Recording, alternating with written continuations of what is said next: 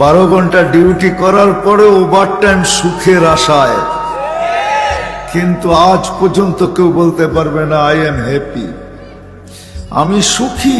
এটা কেউ বলতে পারবে না।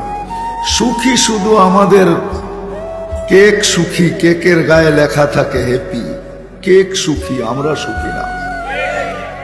স্বামী স্ত্রী দুইজন কামায়, দুইজনকে জিজ্ঞাসা করলে বলবে সুখের আশা, তারপরও সুখী না। দেশ থেকে দেশান্তর হয়, তারপরও সে সুখী না।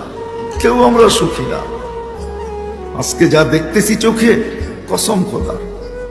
এই জন্যই ওলামায়ে কেরাম আমাদের জন্য এরকম মাহফিল রচিত করেন।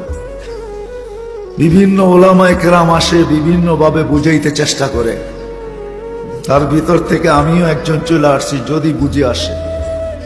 সুখী হইতে চাই আমরা, কিন্তু আমরা চাই আমরা যা ভাবি ওইভাবে, আমরা যা শিখছি ওইভাবে, আমরা যা শুনি ওইভাবে, আমরা যা চিন্তা করি ওইভাবে।